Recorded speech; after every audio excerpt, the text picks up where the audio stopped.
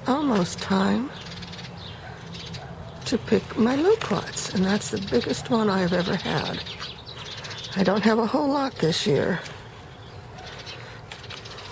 A lot less than last year. But it is in a pot, so that might explain the lack of fruit, because it didn't get all the rain. Do you think I should do a little transplanting anytime soon?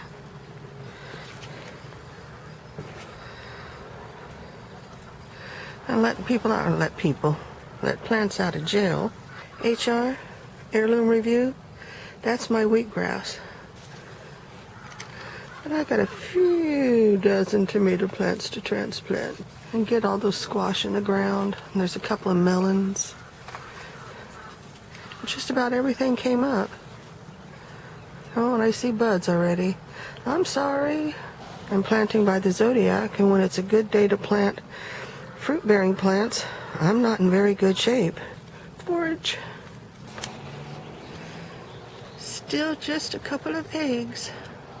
And it is the 8th of April, 2017.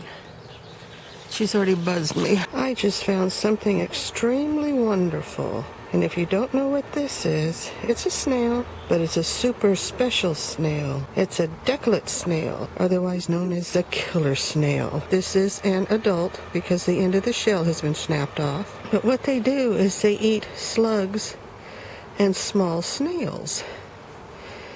I had them for years, and the population totally declined and got down to nothing. I never found any. Well, I just found this one, so I'm going to put you to work. I'm going to put you over here where I know there are slugs, because I can see the slicks. Enjoy. There's a lot to eat there. Once their food supply is gone, no more slugs, snails. You do need to kill the larger snails. They cannot kill them. They can only kill the little tiny ones. But whatever you do, do not use snail killer of any kind, including beer, because that will kill them also. But once they have wiped out the snail population, the slug population, they will die off. They do not eat your plants. They may taste a little seedling every now and then if they ran out of food, but they will eat dying matter for a while. Once their supply of snails and slugs have been depleted, they'll die back to nothing.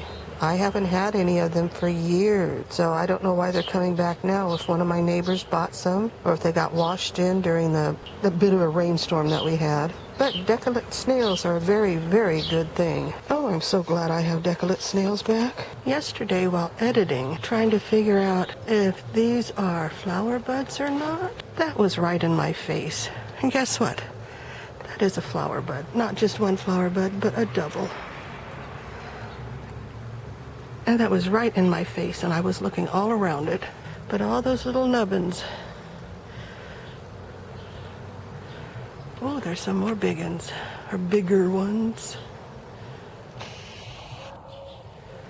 Gonna have a good bloom. Doesn't mean I'm gonna get many dragon fruit, but there's gonna be a good bloom. Well, yesterday I went and cut off the greens off of my spring onions, green onions, scallions, whatever you want to call them, and went to dehydrate them or dry them in the van. And thank you, Julie Silversmith with a Y and not an I, for reminding me just to use the dehydrator racks.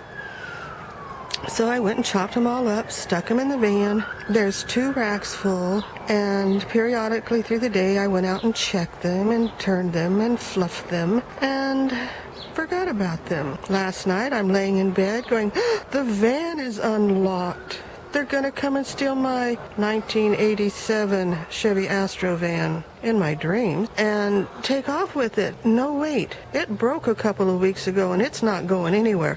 All they could do was steal my onions. Oh my word, I think that tomato is happy. It's the...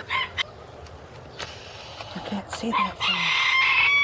But look at all those blossoms. This is one of my St. Patrick's Day tomatoes. Here's the other one. One of them is beefsteak, and the other one is a variegated one. And here are last year, 2016, lima beans that I planted in the spring. They did not do well at all. Look at the flowers. They grew through the winter, got beat to death with a hailstorm, You can see some of the remaining leaves there. And they just went bananas. They never died back. Am I going to have lima bean soup? Boy, am I going to have lima bean soup. Cleaned out and cut off the top of the plum tree.